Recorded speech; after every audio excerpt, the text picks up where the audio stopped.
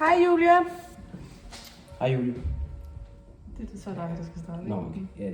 Ja. Andrea, hvilken slags dokumentarfilm er Naturens Orden? Naturens Orden, det er en deltagende dokumentarfilm, og det er det jo fordi, at Jakob ligesom selv deltager i begivenhederne og påvirker handlingen på dokumentaren.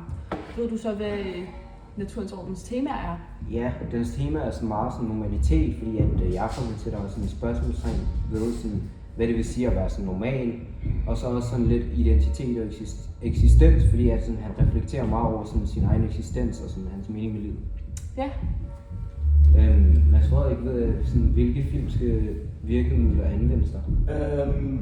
Det, der anvendes mest i Naturens Orden, det er nærbilleder for at fremhæve Jakobs følelser og tanker, hvilket går meget igennem i dokumentaren. Også det her med hurtig klipning i sådan noget videnskabelig scene, hvor han er ved læger og eksperter, hvor han bliver undersøgt, så det ligesom giver sådan en følelse af, at han på en måde bliver analyseret som en maskine, og ikke sådan bliver set som menneske. Mm-hmm. Okay, Frederik, hvilke fakta- og fiktionskoder anvendes der i dokumentaren? Var det mig, der fik kigge? Det var mig. Hvor? Den vil jeg meget gerne svare på. De faktakoder, der bliver brugt i dokumentaren, det er f.eks. det her med, at der er interviews, hvor eksperter kommer ind, og Jakob ligesom selv får lov til at stille spørgsmål til dem. F.eks. den her filosof, hvor han stiller spørgsmål om, sådan, man har ret til, sådan, hvornår man er normal osv. Og der bliver også brugt voiceover i selve hans forestilling, hvor sådan, der er en mandestemme i baggrunden, som ligesom lidt fortæller sådan, om Jakobs tanker og sådan noget. Og så bliver der også brugt meget autentiske optagelser, hvor at kameraet ligesom filmer i ikke så opstilte situationer. Man ligesom kommer tæt. Man føler sig sådan ret tæt på Jakob. Og så de forskellige fiktionskoder, det er sådan, der bliver brugt meget, der bliver brugt klipning og lys og musik. Og i de stressede situationer, så bliver der klippet lidt hurtigere. Og for eksempel, da Jakob bliver kørt ned af en bus, kommer der lidt mere stille musik. Og det samme på hospitalet, og det er også her, hvor lyset er meget sådan mere koldt, når han ligesom sådan er i sådan lidt triste situationer og sådan noget. Ja. Frederik, af Naturens Orden, en dokumentar følge ved Nichols. Ja, det er jo lidt et bredt emne, men det har jeg svaret ja til, fordi at hun mener, at en dokumentar, det handler meget om virkeligheden, og det er egentlig det, der står på de fleste af dem.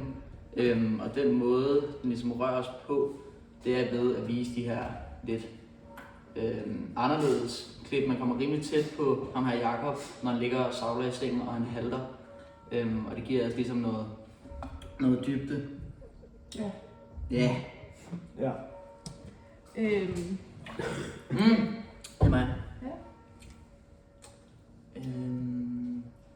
Hvad vil film også, og hvordan passer intentionen med de genremæssige og filmiske valg?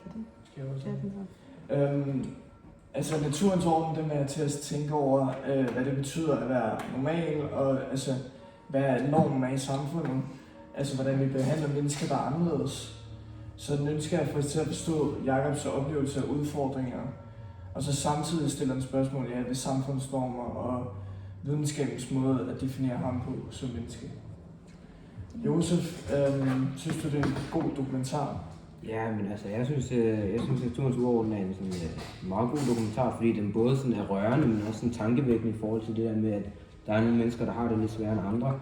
Den fortæller også sådan en stærk historie om ham her, Jakob her, hans liv og rejser og sådan noget, og det stiller vigtige spørgsmål om, hvorvidt man er normal, og det synes jeg bare sådan rører noget ind i os alle sammen, sådan at følge Jakob og sin historie, Ja.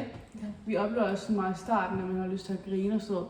Nok fordi, at det er lidt sådan utilpas og meget fremmed situation. Men sådan, jeg synes i hvert fald, at efter man har sådan blevet inviteret ind i Jakobs verden, at man bliver meget rørt af hans situation og sådan fanget af dokumentaren.